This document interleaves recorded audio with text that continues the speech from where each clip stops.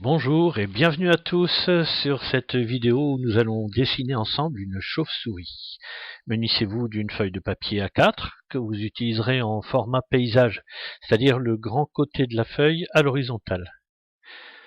Pendant toute la durée du tutoriel, sentez-vous libre de mettre la vidéo sur pause quand vous le voulez, pour prendre le temps de répondre à la consigne ou de faire des rectifications. Vous êtes prêts? Alors c'est parti.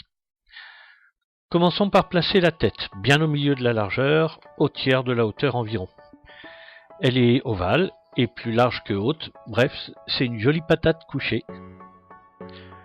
Le corps de Lily est un plus gros ovale, une patate encore, mais dressée cette fois.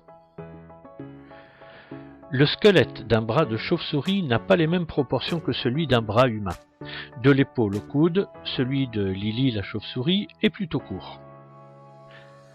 Avant d'oublier, voici la queue pointue de notre chauve-souris.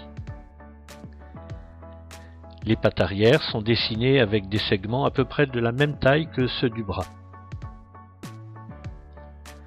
Voici les avant-bras de Lily, ils sont 2 à 3 fois plus longs que les bras.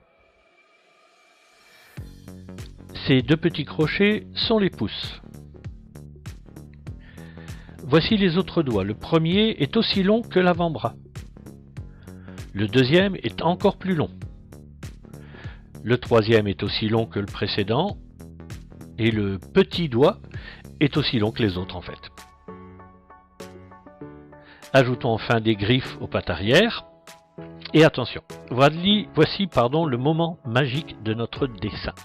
Nous allons faire se rejoindre par un même trait le bout des doigts, les pattes arrière et la queue. Dans la nature, c'est de la peau qui constitue l'aile de la chauve-souris, on appelle ça le patagium. Tadam! Un peu de couleur et notre Lily, la chauve-souris, a déjà de l'allure. Deux petits yeux, qui ne voient pas mieux que nous la nuit.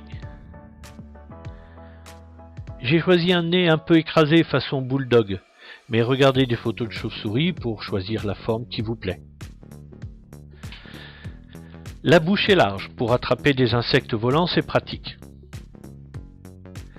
Même remarque pour les oreilles que pour la bouche. Vous pouvez faire varier la forme, comme pour le nez également, mais elles restent grandes, car elles servent d'antenne radar à la chauve-souris. La nuit, elles se repèrent en poussant des cris hyper aigus et en écoutant leurs échos sur tous les obstacles. Au milieu de l'oreille, une pointe, le tragus. Elle est aussi importante que le capteur au milieu d'une parabole. Vous pouvez ajouter des poils sur le corps de Lily, mais pas sur le patagium, hein? Mais si vous vous sentez poète, pourquoi ne pas inventer une chauve-souris originale, par sa forme, ses couleurs, etc. Partagez avec nous vos réalisations, et à bientôt pour de nouvelles aventures.